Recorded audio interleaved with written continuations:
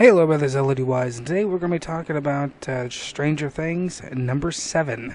This episode was filled with a lot of things. A lot of things happened because you got to think about it. This is there's only one episode left, so they really had to cram a lot of shit in this episode.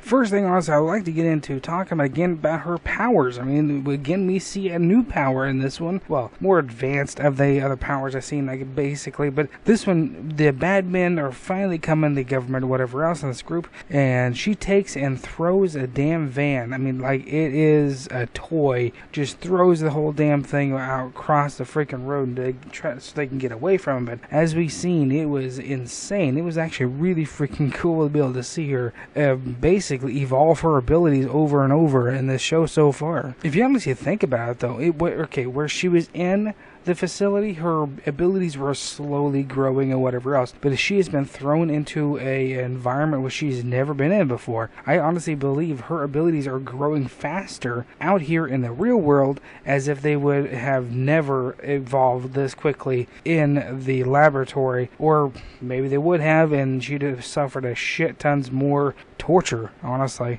And of course, we see basically at this point, those kids, of course, are now back at the police station trying to find this little girl that has broken his arm, and of course made him piss his pants last time. At that point, Hopper really does figure out, okay, this I'm for sure 100% now that I am searching for not just Will, but I'm now searching for Ive's little girl. So at that point, I think it clicks into his brain. You can see it. You can see on his face, like, oh God, I am definitely now. There is no more, guesswork here. This is really what's happening. So I thought it was really honestly cool. That really honestly showed that he is definitely in deeper than what he honestly thought in the very, very beginning. So, of course, they finally meet up with everyone. Everybody finally gets together, shares the information they have, as we've seen, and now everything's starting to click into place. Everybody now has taken their piece of that puzzle that they've been working on this entire series, and it is now a complete picture. They now know they have to get her to a isolation chamber, and then there is none around there. Seriously, what citizen's going to have one of these in their backyard?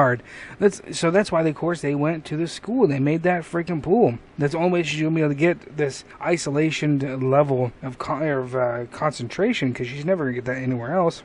So, of course, that's when we definitely find out Barb is dead. I kind of figured she was dead anyways. We've already seen this creature eat things. It's in his reality, so we know as soon as something is in that reality, it's gone. It's going to be eaten, or it's going to be, saved for later, like a spider would. That's kind of what, honestly, when they found Barb, or when she did, when she finds Barb using the little isolation pool, it really reminded me of that. I know a lot of people were talking about where this is a nod to the Aliens, franchise or whatever else, but you gotta look at it as well. I really think this thing is sentient. I really do. I don't think, like we talked about before, I don't think it is a completely mindless drone. It definitely has intelligence. So theoretically, this thing could be more or less putting these people into cocoons and saving them for later to eat. Because you look at this reality, it's really piss poor at this point. There is hardly any food. There is hardly anything else. We know this creature has the ability to open up other wormholes, and you also would be thinking about this creature has the ability to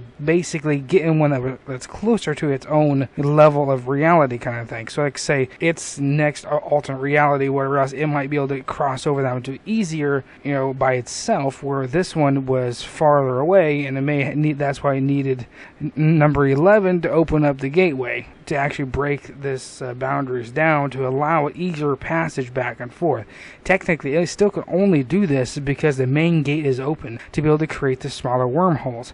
Alright guys, let's get down to the final thoughts. Honestly, if you think about it, some of those slugs that are coming out of the dead bodies, like Barb and whatever else, at this point, a lot of people are kind of speculating that these things are actually eggs like you see in Aliens and whatever else, but I kind of think, like I was talking about earlier, that this creature could theoretically could be like a spider, and these were just cocoons to save the bodies for later, and these are just creatures that are whatever else in this fucking world. But, theoretically, yes, they could be. It could be just like you see in No Man's Sky, where you had those things on the children that were turning them into skitters.